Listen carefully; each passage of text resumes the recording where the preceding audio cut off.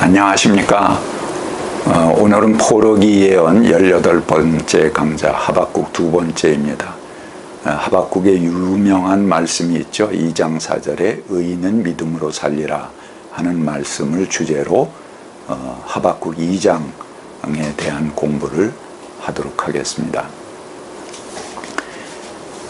믿음으로 사는 것이 훌륭한 일이기는 하지만 그런 사람을 왜 의인이라고까지 하는가? 하박국의 2장의 말씀들을 보면은 악인의 삶을 묘사하는 구체적인 언급들이 나옵니다. 여기에 나온 악인들의 모습은 그렇습니다. 5절에 보면 탐욕스러운 사람, 6절에 정복자, 또 남의 것을 긁어 모으는 사람, 빼앗은 것으로 부자가 된 사람, 8절에 수많은 민족을 털은 사람, 사람들을 피 흘려 죽게 한 사람, 주민에게 폭력을 휘두른 사람, 9절에 부당한 이득을 탐낸 사람, 12절에 피로 마을을 세우고 불의로 성읍을 건축한 사람, 15절에 이웃에게 분노를 더하게 만드는 사람, 19절에 우상을 섬기는 자, 이런 그 악인들의 모습이 구체적으로 언급됩니다. 하박국 2장에는 5가지 화 있을진저로 시작되는 경고문이 나오는데 그 내용 중에 이런 악인들의 모습들이 구체적으로 언급되고 있습니다.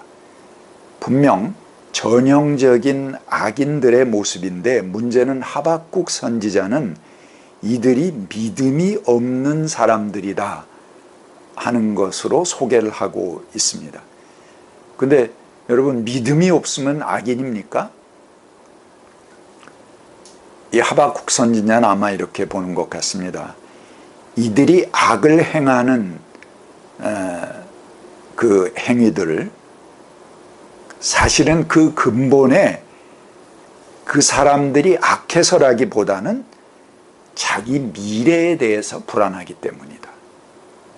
그래서 자기 손에 확실한 미래를 손에 쥐기 위해서 자신의 미래를 보장해 줄 수 있는 것들을 손아귀에 확보하기 위해서 이들은 남의 사정을 돌보지 않고 자기 앞에 쌓아 놓으려고 한다는 것이죠.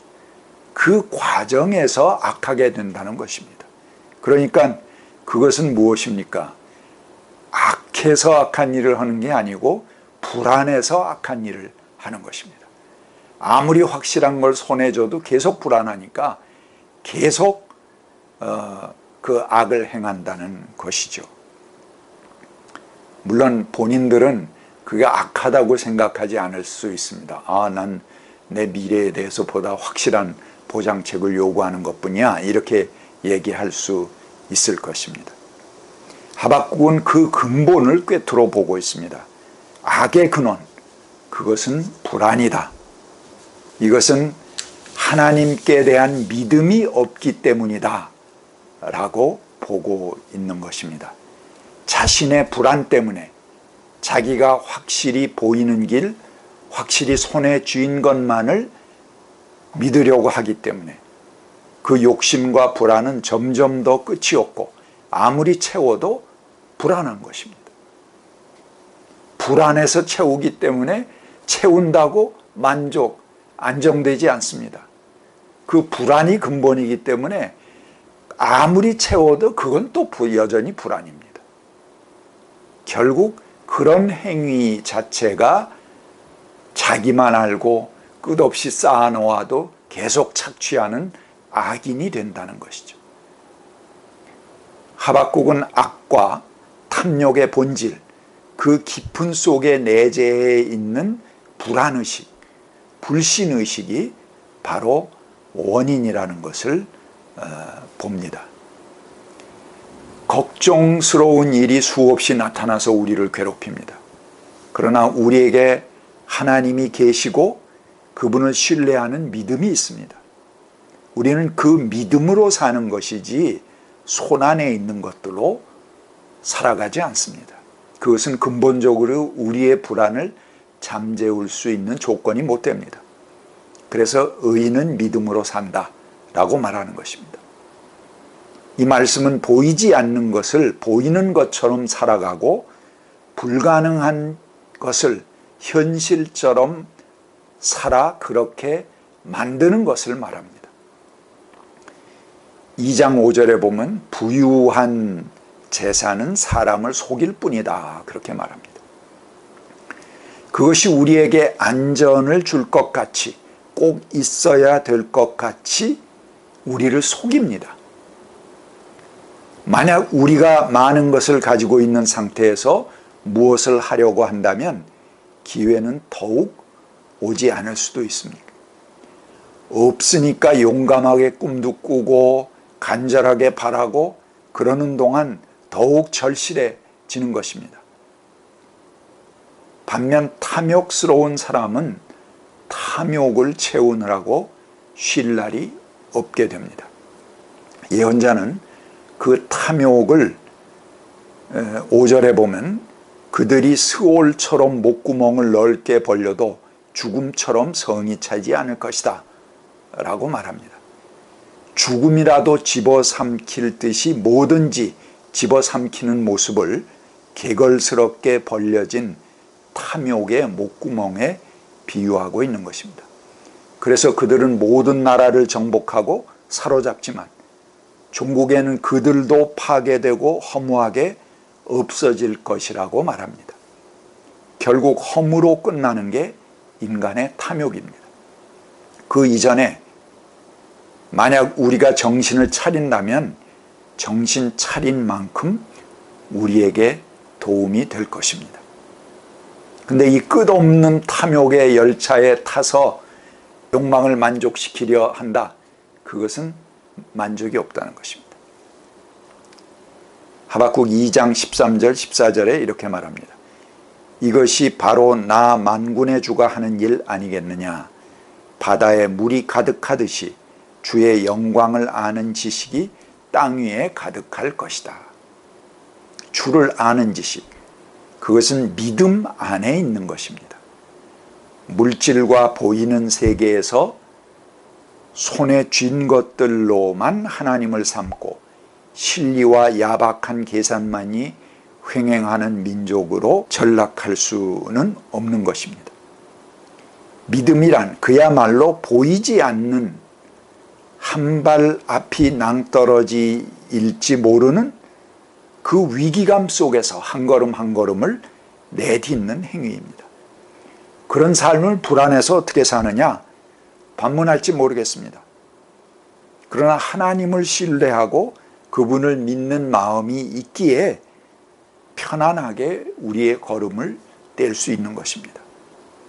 그것이 하나님을 신뢰하는 마음입니다. 하나님 없이 우리 손에 확보한 것들로 불안을 잠재우겠다. 그것 자체가 악인이고 끝없는 탐욕의 욕심쟁이로 착취자로 가는 길이라 하는 것입니다. 하박국서의 마지막은 다음과 같이 노래합니다. 우리가 잘 아는 그런 노래입니다. 무화과 나무에 과실이 없고 포도나무에 열매가 없을지라도 올리브 나무에 딸 것이 없고 밭에서 거두어 드릴 것이 없을지라도 우리의 양이 없고 외양간에는 소가 없을지라도 하박국 3장 17절에 유명한 노래죠. 다 없으면 어떻게 되나? 뭐라도 하나 있어야 될 것 아닌가? 도대체 아무것도 없는 이 사람은 무엇을 가지고 살아가는가? 하박국서는 분명하게 말합니다. 3장 18절에 이렇게 말합니다. 그러나 나는 주님 안에서 즐거워하련다. 나를 구원하신 하나님 안에서 기뻐하련다. 그래요. 외양간, 밭에, 또 포도나무에 이런 것들로 우리는 살아가지 않는다 하는 것입니다. 나를 구원하신 하나님 안에서 기뻐하면서 살아가는 게 우리들의 삶이다. 끝없이 우린 불안할 수밖에 없습니다. 만족할 수 없는 인간이라는 것입니다. 그러나 우리에게 만족을 줄 수 있는 것, 기쁨을 줄 수 있는 것은 하나님만이시다 하는 것을 하박국은 우리에게 말하고 있습니다. 도대체 무엇을 믿고 즐거워하나? 그 앞이 보이지 않지만 하박국은 그 힘의 근원을 분명하게 말해줍니다. 3장 19절 그 다음 절입니다. 주 하나님은 나의 힘이시다. 나의 발은 사슴의 발과 같게 하셔서 산등성이를 마구 치닫게 하신다. 모세는 믿음의 길을 걸었습니다. 그것이 광야의 길입니다. 만약 모든 것이 예고되고 확실히 정해진 코스를 갔다고 한다면 그것은 상식의 길이고 지식의 길일 것입니다. 그러나 믿음의 길은 한치 앞을 볼 수 없습니다. 보이지 않는 길을 가는 것입니다. 그러기에 믿음으로 걷는 것입니다. 그러니까 그 길을 갈 수 있는 것이고 그 길 자체가 의의 길이 될 수 있는 것입니다. 이 주제는 후에 바울 신학의 주제가 됩니다. 사람들이 선행을 통해서가 아니라 오직 믿음을 통해서 의롭게 된다는 신학적 토대가 되었습니다. 이것도 마찬가지입니다. 똑같은 원리입니다. 로마서 1장 17절, 갈라디아 3장 11절에 중요한 바울 신학의 주제가 되는 것이죠. 하박국은 기다릴 것을 우리들에게 말해줍니다. 하나님을 믿는 사람들은 기다릴 줄 알아야 됩니다. 하나님을 기다리는 사람들입니다.